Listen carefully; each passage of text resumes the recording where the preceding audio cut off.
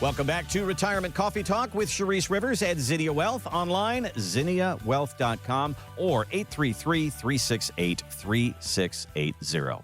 Okay, another season that's coming up here. We talk about summer. Wedding season is coming up. May and June weddings are all over the place. And this is Anissa Coleman.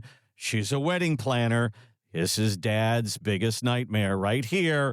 And she's going to tell us what things are costing these days. For a luxury wedding, I had to put a minimum in place. So a minimum wedding right now for me is between $95 to $150. That's like on the surface. Now, once we start putting in those bells and whistles, those numbers grow. That number sounds not realistic to a lot of people, but that's what it costs. You're seeing this. This is what people are spending. This is what they are doing. Your vision is your vision, so it's still going to cost $90,000 to $150,000.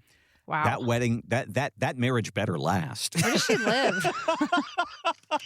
This is why when I got married years ago, I was like, let's do something simple.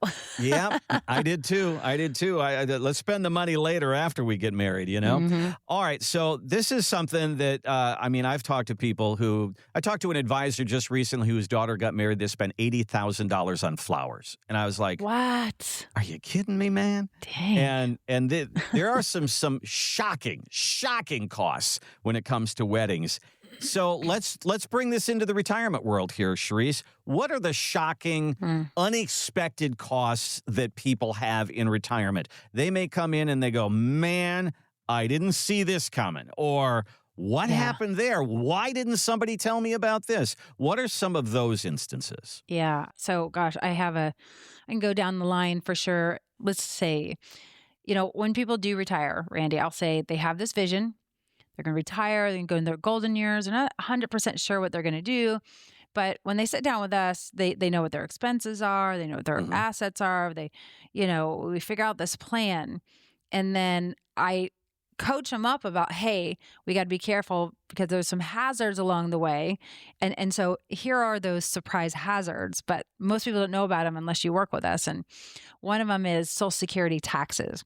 Mm-hmm. And I just did a workshop and I made it very clear that there is a provisional income formula that dictates, and there's a math equation, how much of your Social Security is taxable. And it could be taxable up to 85%. It could be taxable up to 50%. And then I show them, hey, if you're married filing jointly and your income $66,000, you are hitting, depending where the income came from, you are hitting the 85% taxable threshold. Mm-hmm. And so what did that mean to them? It meant as if you're a snowbird, you're paying state taxes and federal taxes, your taxes were like $7,000. Okay. Now, I said, what if I could push you by teaching you a tax strategy to the 50% provisional income formula number? Mm-hmm. And what it did, it took up their taxes from $7,000 to $2,100. Nice. And I said, with proper tax planning, we can get you there. And so it's always a surprise for people who don't sit with us, because what happens as they have to pull money out of their IRAs, they're noticing they could be paying $2,000, $4,000, $6,000 more for doing so. So we want to try to avoid those extra tax costs. The second one people don't know about, and it is a slam dunk. It slaps you right across the face. It's your Medicare penalty. Mm-hmm. It's called IRMA, ugly IRMA. It's ugly because if you sell a house, those dollars that you make on that house get applied to this math equation that now you're capitalizing and giving more money back to Uncle Sam and Medicare. Your Medicare Part B premium will likely not be $200 a month. It'll be likely $600 to $650 a month for you and your spouse. That's each of you, because it has a 2-year look back. And the same thing, you only have to do it for 1 year, but if you continue to have high income thresholds or selling stuff every year, it could be a real problem. So that's definitely one hazard. The second thing we have to look out for is, what are those things that we forget about that we might do? Dentures, false teeth, all those things. I forgot years ago to tell people, hey, there could be a phase where dental pops in, and we want to make sure we have funds for that. People pay $20,000 to $50,000 to get this stuff done, Randy. And so what are those little hiccups? Those aren't penalties, but those are just costs I want to forewarn you about. And what about like healthcare? Long-term care. If the average stay is $7,000 to $8,000 a month, in 15 years, it's going to be $14,000 a month. Where are those dollars coming from? So it's not a penalty, but man, you're in a penalty box when you go into a facility like this, because if you got a forced hand, maybe you're forced to go in, and how do you pay for it? So thinking through the nuances of how do we protect your health care in the future so that the surviving spouse is not left destitute in the house because you had to spend all your money on care, because maybe you're one of those people that were in there for 3 to 5 years because we had dementia, because you can be super healthy and be there forever, right? Mm-hmm. So there's a lot of things you can look at when it comes to surprises in retirement. Those are just a few of them, but there's so much more.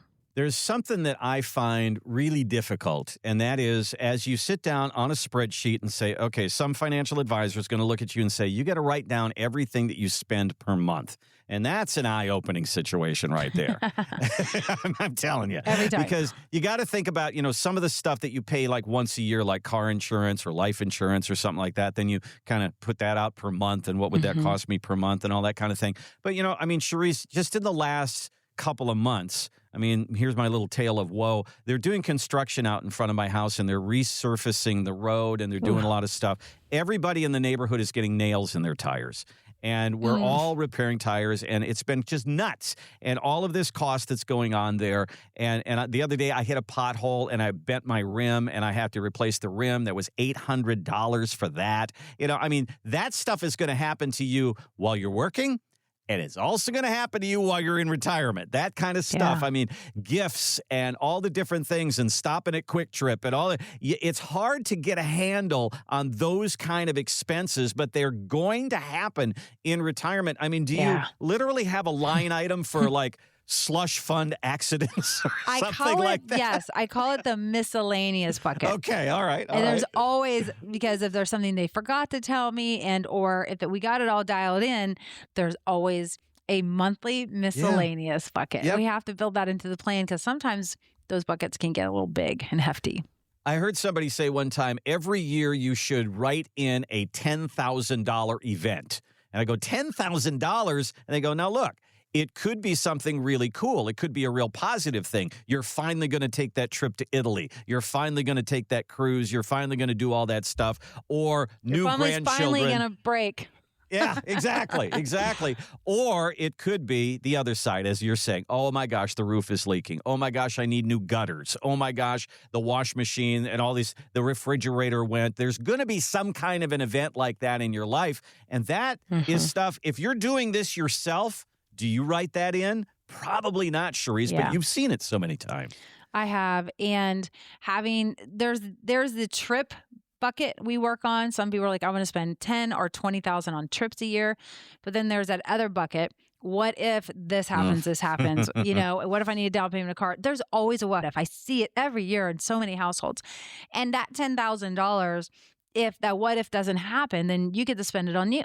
Bing, right? There you go. And then maybe the next year that trip gets bigger. So it's just there. So you got to add that in. So if you need $50,000 to pay your bills, and you want $20,000, which is pretty high, by the way, and then you want $20,000 for your trips, then we want to have another $10,000 somewhere. So we want income, a net income of $80,000. So therefore, we really want a gross income somewhere closer to $90,000. And then see if that's sustainable based on what you've saved and all your Social Security checks coming in for the rest of your life. And can we still leave money at the end of the day? And can we afford to self-pay our long-term care based on our plan? So this is why wedding planners get paid the big bucks, because they say, take the fork out, because that's costing me too much. Say, put the flower. Nope, we don't want 3 flowers. We want 2 flowers, because you have to plan for that, because it can get very costly. And just because you can envision retirement doesn't mean you can plan for retirement. That's why I have a job being a retirement planner for you.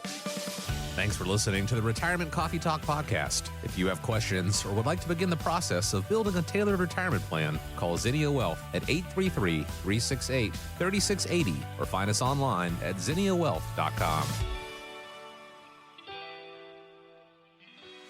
Investment advisory services offered through Zinnia Wealth Advisory, LLC, a registered investment advisor. The firm only conducts business in states where it is properly registered or is excluded from registration requirements. Registration is not an endorsement of the firm by securities regulators and does not mean the advisor has achieved a specific level of skill or ability. Insurance products are offered through Zinnia Wealth Management, LLC, Florida license L078655, and Charisse Rivers, Florida license P037744. Zinnia Wealth Advisory, LLC, and Zinnia Wealth Management, Investment LLC are affiliated entities. The information presented is believed to be current. It should not be viewed as personalized investment advice. All expressions of opinion reflect the judgment of the presenter on the date of the podcast and are subject to change. The information presented is not an offer to buy or sell or a solicitation of any offer to buy or sell any of the securities discussed. You should consult with a professional advisor before implementing any of the strategies discussed. Any legal or tax information provided in this podcast is general in nature. Always consult an attorney or tax professional regarding your specific legal or tax situation. Any client experience discussed on this show are unique to that client. Annuity and life insurance guarantees are subject to the claims paying ability of the issuing insurance company. If you withdraw money from or surrender your contract within a certain time after investing, the insurance company may assess a surrender charge. Withdrawals may be subject to tax penalties and income taxes. Persons selling annuities or other insurance products receive compensation for these transactions. These commissions are separate and distinct from fees charged for advisory services. Insurance products also contain additional fees and expenses. Social Security rules and regulations are subject to change at any time. Always consult with your local Social Security office before acting upon any information provided herein. References to specific investments should not be construed as being past specific recommendations. The returns for various indices discussed in this podcast do not represent the performance of the firm or any of its advisory clients. Returns do not reflect the impact that advisory fees will have on an investment. Past performance may not be indicative of future results. All investment strategies have potential for profit or loss. Different types of investments involve higher and lower levels of risk. There is no guarantee that a specific investment strategy will be suitable or profitable for an investor's portfolio. Historical performance returns for investment indexes and/or categories usually do not deduct transaction and/or custodial charges or advisory fees, which would decrease historical performance results. There are no guarantees that a portfolio will match or outperform a specific benchmark. Investments in fixed income products are subject to liquidity risk, market risk, index rate risk, credit risk, inflation risk, purchasing power risk, and taxation risk. Because bond prices fluctuate continually, their yields change constantly.